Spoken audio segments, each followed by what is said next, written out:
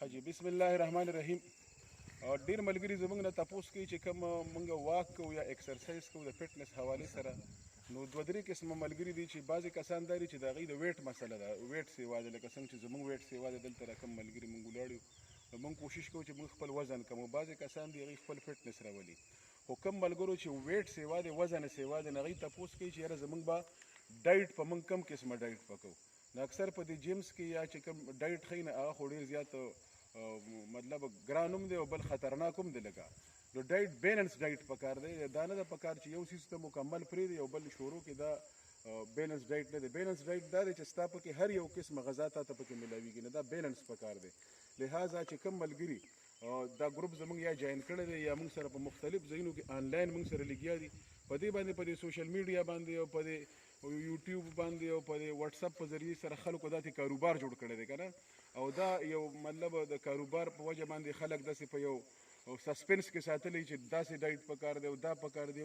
خبره ډېره زیاته سمپل ده، بس زما دا یو خبره نوٹ کړئ چې د ټولو نه اول خبره دا ده چې سحر مونځ له پاسېدل دا ضروري دي. چې کوم سړی د سحر مونځ له نه پاسي نو هغه د بالکل دا خبره د ذهن نه وباسي چې زه به ګنې یا خپل وزن کم کم او یا به خپل فټنس راولم. نو د ټولو نه نمبر 1 خبره د سحر مونځ له پاسېدل،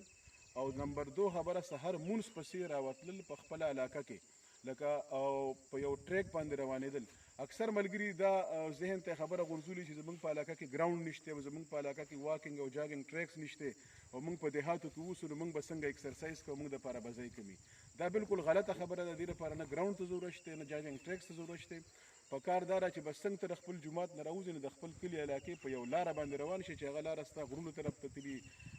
پټو طرف ته تلي. یو به د قدرت ته نظارونه لطف اندوز کېږم، بل ستا دا خبره به ختمه شي چې زما دپاره ټریکس دي چې دا ښایسته نیچرل ټریکس دي. دویمه خبره دغه تاسو ته ما ووایي چې مونځ پسې راوتلل او هلکه واک شروع کړل، منډې نه. یو ډېر بعضې خلک یې نوې نوې راشي او هغه منډې وایي نو ځان خراب کړي، ستړی کړي. نو هلکه واک شروع کړل او واک بس کول، لکه واکینګ تقریبا 1 غنټه د یو طرف نه او 1 غنټه د بل طرف نه، 2 غنټې واک چې ستاسو کېږي دا به انشاءالله برابري. دې سره به چې واپس تاسو راشئ نو بیا ډایټ دا دی چې سحر په ناشته کې او دغه نه مخکې د چایو نه مخکې د ناشتې نه مخکې اوبه لږې ځان ته ګرمول، په هغه اوبو کې نیمبو یو اچول، ورسره مختلف قسمه څیزونه میلاویږي، فایبرز چې په هغې کې چیا سیډ ورته وایي. چیا سیډ اکثر په دې حکیمانو سره یا داسې د پنساریانو سره یا د مثالو والا سره میلاویږي. چیا سیډ ورته وایي، تخم دی د اسپغولو په شان، هغه پکې لږ واچوئ، یا د هغې نه علاوه پکې دا ست چې ورته موږ وایو اسپغول وایي دا پکې واچوئ. نو دا یو ګیلاس چې واچوئ سحر په نهاره باندې داس کې، دې سره به انشاءالله ستا چې کوم دی نو میټابالیزم ریټ په دغه کېږي، ستا چربي به ورسره اوبه کېږي. د نیمبو استعمال لږ کم پکار دی، لکه نیمبو پسې مسلسل کېدل نه دی پکار. دا ټیک ته وزن کموي خو دې سره نورې مسلې بیا جوړېږي. نو هفته کې 2-3 ورځې صرف د نیمبو استعمال کړو. نو دا د سحر ناشته کې بیا دا موږ چې کوم ناشته کوو دیهاتو کې دا ناشته نه ده پکار. سحر بغیر خوږې نه که چای یو کپ سړی سکي نو زه ټیک ته چای نه صبرېږي، بغیر خوږې د یو کپ چای سکي. خو ورسره د پروټین دی اخلي، پروټین اګی چې کوم بوایل اګی دی، ایګز دی. که د چا بلډ پریشر یا دا مرض نشته نو د هغې دپاره دا دی چې بوایل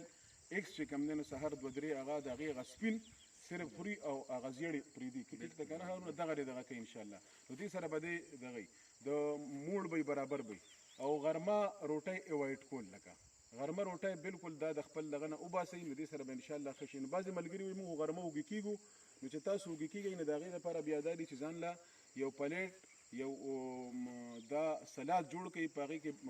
تاسو بادرنګ کټ کولی شئ، په هغې کې ګوپي کټ کولی شئ، بند ګوپي پکې لږه چڼه اچولی شئ، تاسو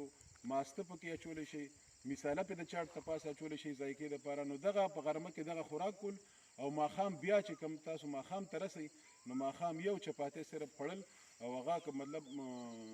خپل چې کوم